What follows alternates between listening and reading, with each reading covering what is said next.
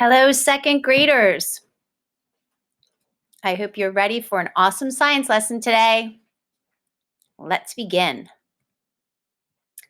Today, we will review some concepts that you've already learned. You'll need to keep these in mind when creating today. Your second mission, you will be selecting a habitat from the 4 options provided. This will be your creature's home. The third thing, you will design your own creature that will live and thrive in the habitat that you have chosen.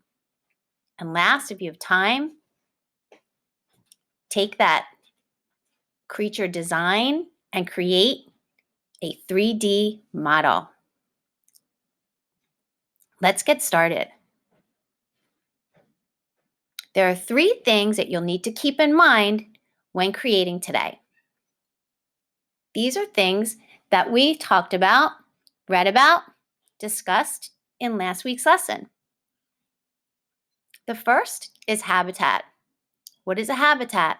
A place where an animal finds the resources, food, water, shelter, and space necessary to survive and reproduce.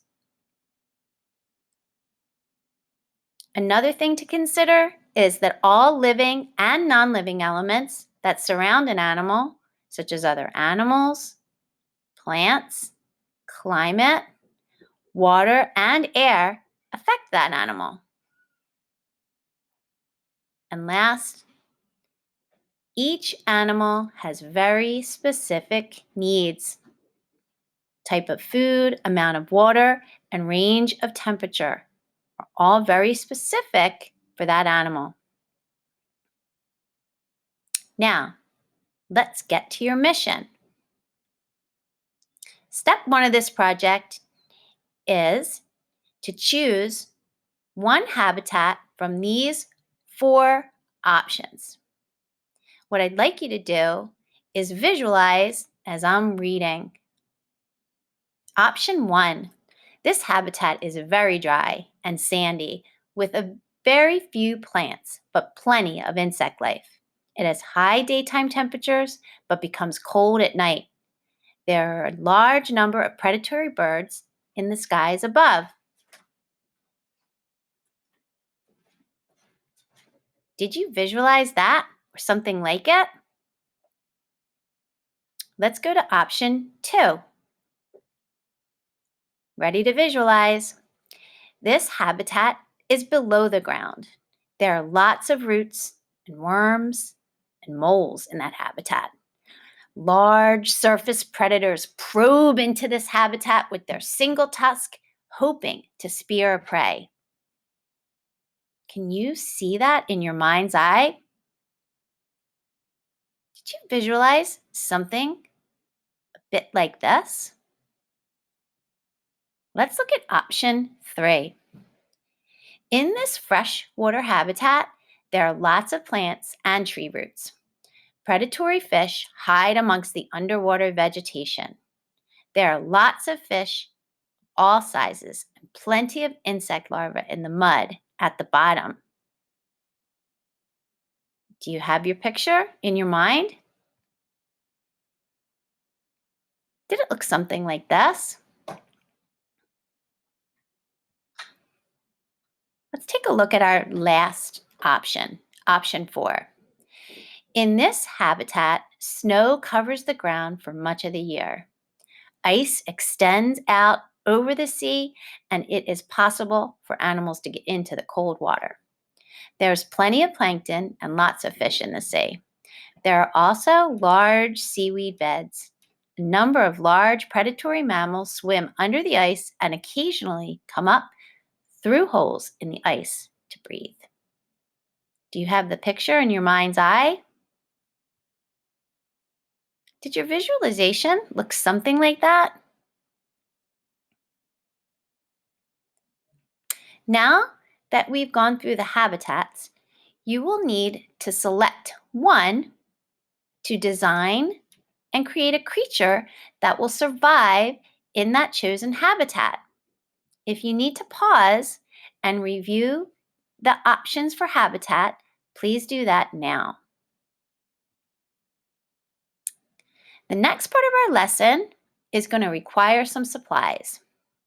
For the next part, you will need paper, pencils, crayons, or markers if you choose. If you need to pause to get those supplies, please do. You will need one more thing: creativity. This quote is from a famous poet named Maya Angelou. You can't use up creativity. The more you use, the more you have. So let's get creative. As you're creating your creature, these are things you will need to consider. Number 1 says, how will your creature move? Think about it. Will they need flippers? Will they need a webbed foot or feet? Will they need claws? Number 2, what body part will it use to eat? Will it need sharp teeth? Will it need a long tube to suck up the food? How will your creature keep cool or stay warm? Well, this is going to depend on what habitat option you chose. Is it cold in your habitat? Are they underground? Number 4 says, how will your creature protect itself? In each habitat options, they talk about predators. How will your creature protect itself from its predators? And the last question, how will your creature make a home? What will they need to get along where they live? Let me show you an example and point out some features that help this creature survive in its habitat. The habitat selected for this example was habitat B, or option 2. If you remember, that was below ground. Take a look at some of the features that this animal or creature has to help it survive in its environment. Take a look at this long snout. That long snout is for sucking up worms. It also has large eyes. These large eyes help to see in the dark. Remember, it's going to spend an awful lot of time underground. Take a look at its armor-like shell. This armor-like shell is used to protect it from predators.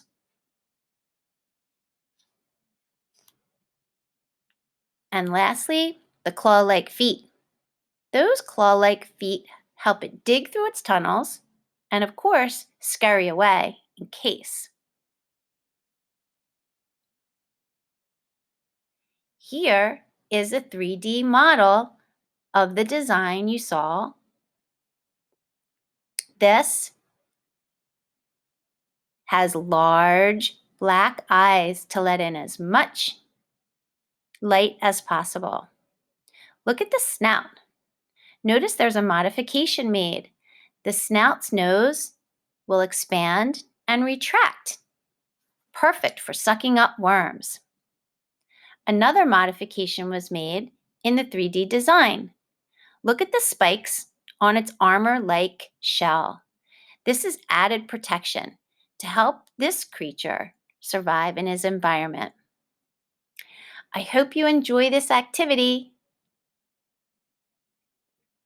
I can't wait to see what creative creatures you can come up with today.